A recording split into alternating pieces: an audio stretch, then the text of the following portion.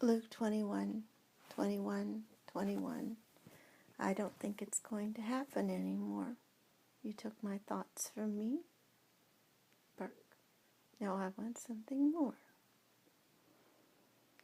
So, when I had my daughter, I had always intended to have one of those babies with no hair, the babies like we were, and sit comfortably in a chair and feed her a bottle and use baby powder and put pajamas on her.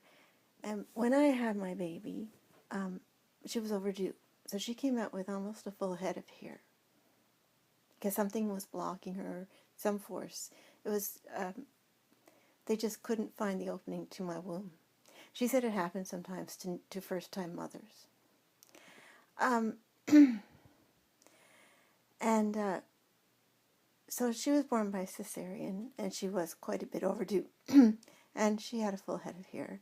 And because they couldn't quite, because she was born at a small hospital in an isolated place, it was called meconium aspiration, although they checked a bunch of other things, which meant they weren't quite sure what it was that caused her to have trouble breathing after she came out of the womb. You know, I guess almost like something suffocating her, right? Because they were trying to respirate or aspirate the meconium from her lungs, and there was just, I mean, I was smart enough, educated enough to understand, so they were talking to me, but they're questioning it. But that's what was marked down, because that's the best you can do. Let's go with what it probably should have been. And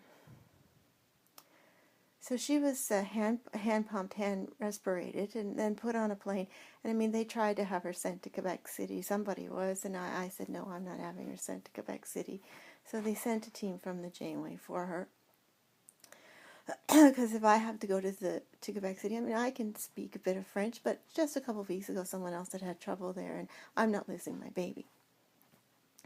And I'm completely coherent the whole time. And so she was sent to the Janeway, and I went out after that. But because she had supposedly, she had something had gone wrong, and now she was apparently more likely to have allergies and trouble breathing when she got older. So it would be better if I breastfed her. And my breasts had gotten too big for my body. And I mean, since then, about 5 or 6 years ago, I started wearing tighter clothes. And it's almost like it was, one of these body bags over top of me, because I put on tighter sneakers and, a tight belt. And they just disappeared out of nothing, though. Like if I'm standing in the shower and I concentrate and, do the brain Kegel and concentrate on my light and, focus on myself as myself in my mind and remember places I've been where I was tiny, and demand that I be tiny while I'm in the shower because I'm alone in the shower getting clean in my own body, they disappear.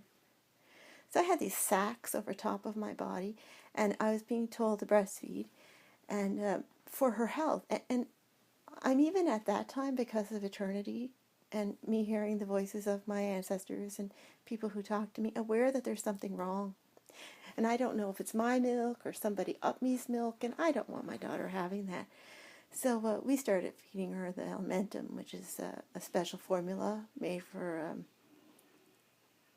babies who have allergies, so to speak. Liquid gold is what we called it, because it was expensive, but it was worthwhile, our one child. And she herself, eventually sort of pulled away and just let me know, because babies know how to talk to their mothers, and she didn't really want it. It was gross. Pity them, right? And, well, that's one part of what's coming up. But 21, Luke 21, I don't think it's going to happen anymore, because this was the beginning of Revelations, was back in, 2000 to 2003, 2004, maybe 5 or 6. But it was crazy back then.